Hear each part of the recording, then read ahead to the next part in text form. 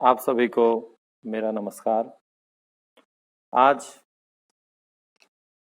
हम गाली के समाजशास्त्र के ऊपर चर्चा करेंगे।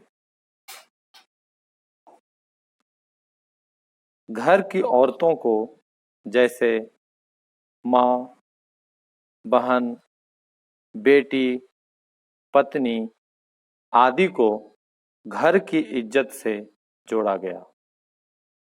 उसमें भी औरतों के केवल प्रजनन अंगों से जोड़ा गया, ना कि उनकी शिक्षा दीक्षा, आचार व्यवहार, कौशल, विचारों आदि से। यह अजीब दोहरापन है कि पुरुषों की इज्जत उनकी शिक्षा दीक्षा, कुशलता, आचार व्यवहार से की जाती है, वहीं महिलाओं की इज्जत उसके प्रजनन अंगों की सूचिता तक सीमित कर दी गई। सारी गालियां इन्हीं प्रजनन अंगों से जोड़कर सृजित की गई और बनाई गई, जो बात बात में भारतीय समाज में लोग एक दूसरे को देते रहते हैं और एक दूसरे की इज्जत उछालते रहते हैं और उतारते रहते हैं। यह कैसी विडंबना है कि समाज अपनी इज्जत माँ, बहन, बेटी, पत्नी से जोड़ता है और संपत्ति, नौकरी, व्यवसाय, शिक्षा आदि में अपना उत्तराधिकारी, बेटा, भाई, भतीजा आदि को बनाने की को वरीयता देता है। इनकी पढ़ाई और लालन पालन पर अधिक खर्च करता है, वहीं स्त्रियों, कन्याओं के लालन पालन और शिक्षा दीक्षा पर कम खर्च करता है। यानी कि औरतों को इज्जत का भुलावा देकर पुरुष संपत्ति, अच्छी शिक्षा, कौशल आदि की, जो कि शक्ति सामर्थ्य का आधार है, पर अपना हक कायम रखना चाहता है। दूसरी तरफ समाज में औरतों को देवी कहा जाता है यत्र नार्यस्तु पूज्यते तत्र रमन्ते देवता।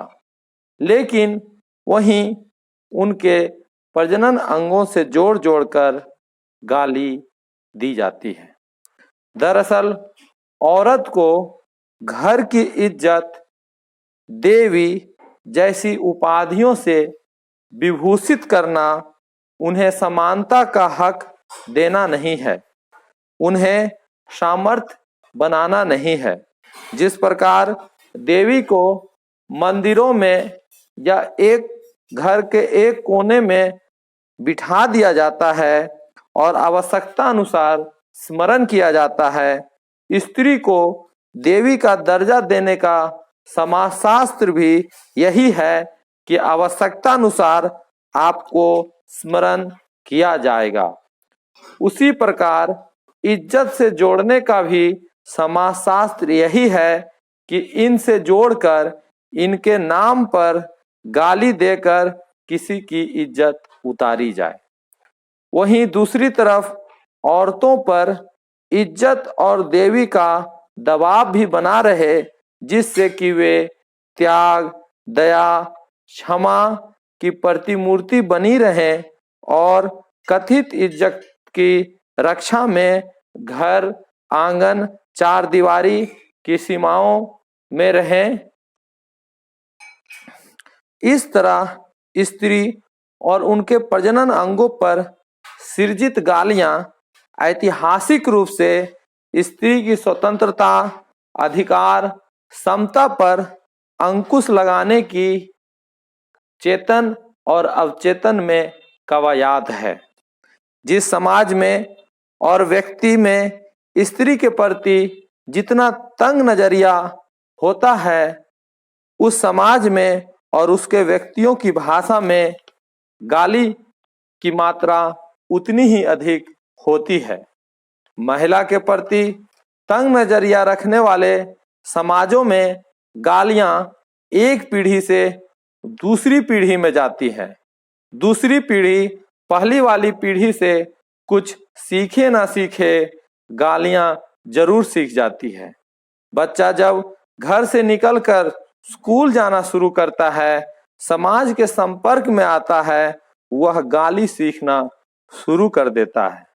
7वीं कक्षा तक जाते जाते प्रायः बच्चे सैकड़ों गालियां सीख जाते हैं और हजारों बार गालियां दे चुके होते हैं। आलम यह है कि ऐसे समाजों में जो बच्चे अपनी भाषा में गालियों का प्रयोग नहीं करते हैं, अपने दोस्त समूह में गालियों का प्रयोग नहीं करते हैं, उन्हें डरपोक, कायर समझा जाता है। फलतः बच्चे अपना जलवा कायम रखने, ट्रेंड में रहने के लिए अपनी भाषा में बात बात पर गालियों का इस्तेमाल करना शुरू कर देते हैं।